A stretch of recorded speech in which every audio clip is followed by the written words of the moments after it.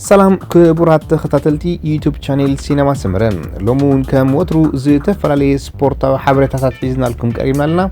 نمكتتالكم بخبر نعدم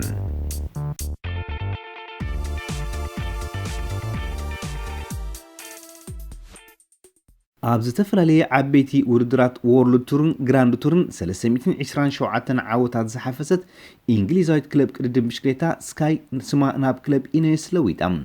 እዛ 8 ግዜ ኣብ ውድድር ግራንድ ቱር ዝተዓወተት ክለብ ስማ ክትቅይር ዝኽኣለት ኣብዚ እዋን ንክለብ ኩዕሶ እግሪ ቸልሲ ንምግዛእ ዝፅዕድ ዘሎ ዝሃብተመ እንግሊዛዊ ሰር ጂም ራትክሊፍ ነታ ክለብ ስለ ዝዓደጋ እዩ ኢነስ ስም ናይተን ብራትክሊፍ ዝውነና ዝተፈላለያ ዝዓበያ ኩባንያታት ኬሚካል ኮይኖም ንክለብ ስካይ ኣብ ባሕቲ ግንቦት ክርከባ እዩ ኩባንያ ስካይ ነታ ኣብ 2010 ዝመስረታ ጋንታ ዝገብረላ ዝነበረ ምወላ ኣብ መወዳእታ 2019 ከቋርጾ ምዃኑ ኣቐዲሙ ዝሓበረ ክኾን ከሎ ናይ 21 ቢልዮን ፓውንድ ወናኒ ዝኾነ ወዲ 66 ዓመት በዓል ጸጋ ራትክሊፍ ድማ ነታ ጋንታ ካብ ምፍራስ ከድሕና ክኢሉ ንሰለስቲዮ ዓበይቲ ውድድራት ግራንድ ቱር ዓለም ዝተዓወተሉ ክሪስ ፍሩም እታ ጋንታ ፋሕፋሕ ካብ ምባል ብምድሓናን ምስ ብፆቱ ድማ ብሓባር ክወዳደሩ ብምዃኖምን ሓጎስ ስድሮ ገሊጹ ኣሎ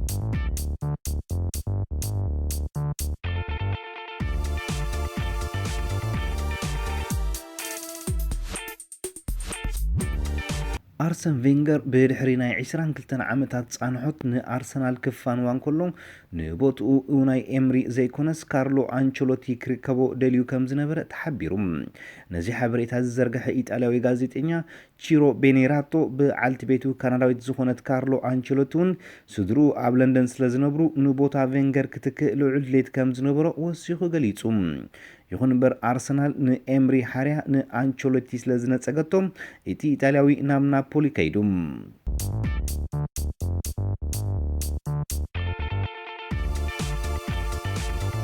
ጆን ፍሬዲ ሁርታዶ ዝተባሃለ ኮሎምቢያዊ ተጻዋታይ ጓቲማላዊት ክለብ ኩዊች ኣብ ቃልዕ ስጋው ርክብ ምፍጻሙ ኣብ ቀይዲ ኣትዩ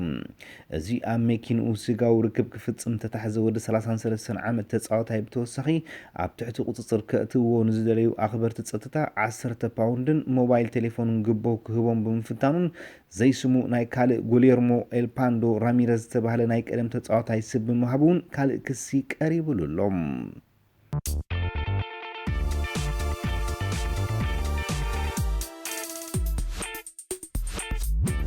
ፖል ፖግባ ጠንቂ ምብራር ሆዜ ሞሪኖ ካብ ማን ዩናይትድ ውፅኢቱ እምበር ውዲ ተፃዋቲ ጋንታ ከም ዘይኮነ ኣፍሊጡ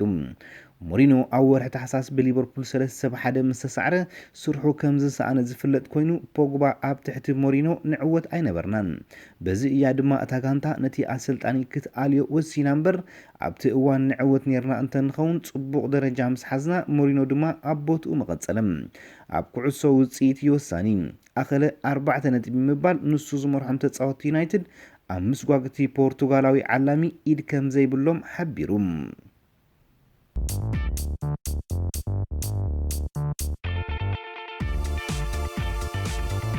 ብርክት ዝበሉ ደገፍቲ ቸልሲ ንኣሰልጣኒ ማውሪሲዮ ሳሪ ብምቋም ዓመታዊ ትኬቶም ይሸጥዎ ከም ዘለውን ካልኦት ብዙሓት ድማ ጋንቶኦም ስዒባ ኣብ ሜዳ ንእተሰላሰሎም 3 ግጥማት ክሕረሙ ከም ዝወሰኑን ተፈሊጡ 8 ሚያዝያ ቸልሲ ምስ ዌስት ሃም እትገብሮ ርክብ ናይ ደርቢ ግጥም ክንሱ ዛጊት 400 ዓመታዊ ትኬት ዘለዎም ሰባት ንትኬቶም ብመንገዲ ናይ ክለቦም ወግዓዊ ናይ መሸጣ መርበብ ናብ ዕዳጋ ኣውሪዶም ኣለዉ እዚ ዞም ደገፍቲ ዝገብሮ ዘለዉ ተቃውሞ ድማ ቦርድ ክለብ ቸልሲ ኣብ ልዕሊ ሳሪ ናይ ምስጓግ ስጉምቲ ንኽወዙ ዝደፋፍእ ምዃኑ ተንተንቲ ኩዕሶ እግሪ ይገልጹ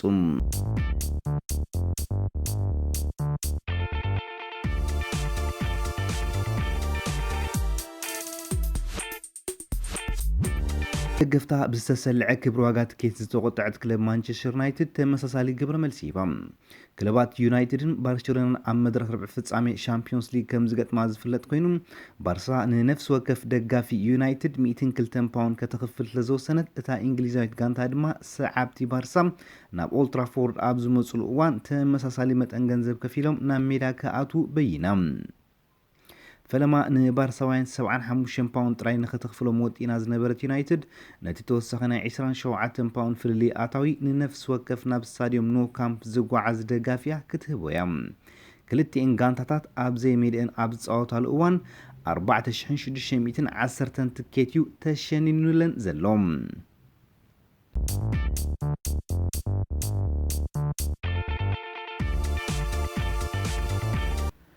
ዓሰርተ ካብ ዓለም ዝወቀቡ ህንጻታት ስፖርት ካብ ምዝናጋዕ ሓሊፉ ምንጭ እቶት ካብ ዝኸውን መዋዕል ሓሊፉሎም ካብቲ ንቡር ስፖርታዊ መዓልኦም ሓሊፎም ምንጭ ቱሪዝምን ሰሓብነትን ካብ ዝኾኑ ማልያ ዘይብሎም ህንጻታት ስፖርት ብዝሓለፎም ወሃ ዘበለ ድንቂ ክእለትን ጽባቐን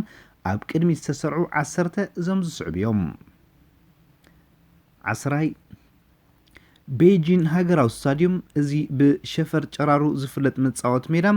ኣብ ቤጂንግ ርእሰ ከተማ ቻይና ዝተደኮነ ኮይኑ ንፀወታታት ኦሎምፒክ 2008 ዝተዳለወ እዩ። እዚ ፍሉይ ህንፃ ብምስሊ ሰፈር ጭሩ ዝተሰርሐ ኮይኑ ንከተማ ቤጂንግ ሓደ ካብቶም መስሕብ በጻሕቲ ዝኾኑ ዓውድታታ ኮይኑ ይርከብ። ታሽዓይ ኖ ሜስታያ ታሃኒጹ ዘይተዛዘመ ዘሎ 75,000 ተዓዘብቲ ዝሕዝ ሜዳ ሜስታያ ዋነት ስፓኛዊት ክለብ ባሌንሲያ ኮይኑ ከም መተካእታ ናይ ዘላቶ ገዲም ሜዳ ክኸውን ይዝህነጥ ዘሎ ውቁብ ደጋዊ ክፍሉ ብኣሉሚንየምን ዕንፀይትን ዝተሰርሐ ካብ ዝዓበዩ ዝበለጹን ስታዲየማት ዓለም ዝኾነን ወሃ ዘበለ ግርማ ዝውንን ሜስታያ መጻወቲ ምድሩ ሳዕሪ ድዩ ወላ መንጸፍ ክኸውን ጌና ኣይተፈልጠን ዘሎም። ሻምናይ ስታዲየም ኩዞንግ ኣብ ነፍስ ወከፍ 8 ደቂቕ ዝቀያየር ሰሓብን ምዕሩይን ፍንሽር ዕምበባ ማለት ፔታል ዝሓዘ ስታዲየም ኩዞንግ ብላዕሊ እንክትዕዘቦ ናይ ውቅብቲ ፊዮሪ ቅርፂ እዩ ዘለዎ። እዚ ስታዲየም መጻወቲ ቴኒስ ባይታ ኮይኑ ኣብ ቻይና ተደኪኑ ይርከብ። 7 ስታዲየም ኦይታ እዚ ኦይታ ንፍቀ ክቢ ባንክ ብዝብል ስሙን ዝፍለጥ መጻወት ሜዳ 43,000 ተዓዘብቲ ናይ መሓዝ ዓቕሚ ዘለዎ ኮይኑ ዝስብሰብ ናሕሲ ኣለዎ።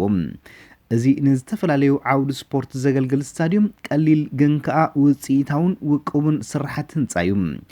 ስለዚ መሳለጥያ ስፖርት ኣብ ደስታት ኩዮሹ ጃፓን ትርከብ ኮዮማ ኦይታ ተደኪኑ ይርከብ። 6 ኦሎምፒክ ስታዲየም ኣብ ካናዳ ዝርከብ ኦሎምፒክ ስታዲየም ኣዝዩ ድንቂ ዝኾነ ስራሕ ዝሓለፈ እዩ። እዚ ስታዲየም ተሰብሳቢ ናሕሲ ዝውንን ኮይኑ 175 ሜትሮ ብዝቕመቱ ዓንዲ ድማ ተተሓሒዙ ይርከብ። ነቲ ዓንዲ ተጠቂምካ ናሕሲ ናይቲ ሜዳ ክኽፈትን ክዕጾን ይከኣል።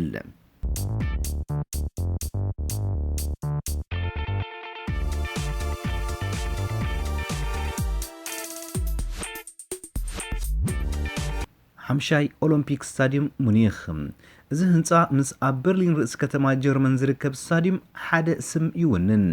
እዚ ኣብ ሙኒኽ ዝርከብ ስታዲየም ዋኒን ባየር ሙኒክ ዝነበረውን እዩ።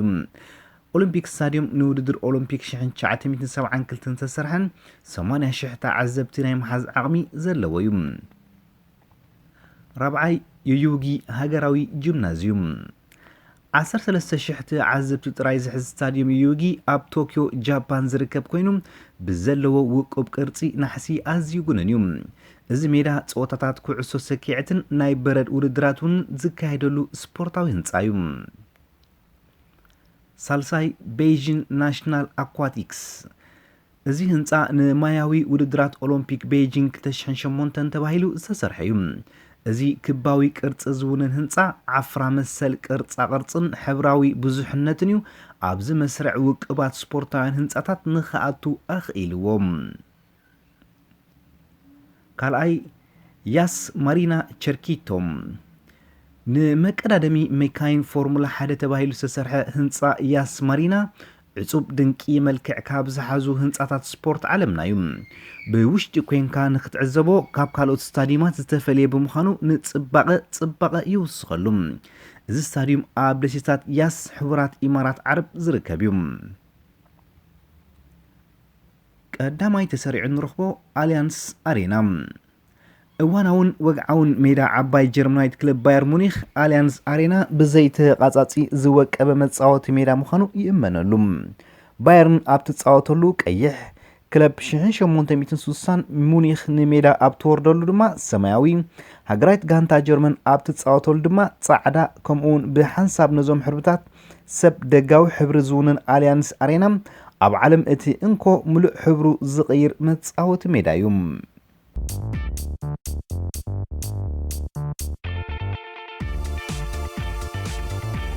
ኣብ እዋን ክረምቲ ኤሮጳውያን ክለባት ንመዳለዊ ክኾነን ዘካይዶ ኣህጉራዊ ዋንጫ ሻምፒዮን ዝበዝሕ እዋን ኣብ ሕቡራት መንግስታት ኣሜሪካ ከም ዘካይዶ ዝፍለጥ ኮይኑ ወደብቲ ናይዚ ውድድር ኣብ ዝመጽእ ክራማት ዩቬንቱስ ዘካይዶ ግጥማት ኣብ ክንዲ ኣብ ኣሜሪካ ኣብ ካልእ ሃገር ከተሰላስሎ ከም ዝመደቡ ጋዜጣ ኒውዮርክ ታይምስ ኣፍሊጣ እቶም ወደብቲ ናብዚ ውሳኔ ዝበጽሑ ንክሪስቲያኖ ሮናልዶ ኣብ ሓደጋ ንዘይሙዳቕ እዮም ኣብ ኣሜሪካ ናይ ዓመጽ ክሲ ቀሪብሉ ዘሎ ሮናልዶ ናብታ ሃገር እንተደኣ ተጓዒዙ ማእሰርቲ ከጋጥሞ እዩ ተባሂሉ ይፍራሕ ካትሪን ማዮርጋ ዝተባህለት ጓል ኣንስተይቲ ሮናልዶ ጽኒ ብምባል ክሲ ኣቕሪባትሉ ከም ዘላ ዝፍለጥ እዩ እዚ ከምዚ ኢሉ እንከሎ ሮናልዶ ኣብ ልዕሊ ኣትሌቲኮ ማድሪድ ጎል ምስ ኣውፀረ ብዝገበሮ ካብ ስነ ምግባር ወፃኢ ዝኾነ ናይ ሓጎስ ጽምብል ብዩኤፋ 20,000 ዩሮ ክኽፍል ተበይኑሉ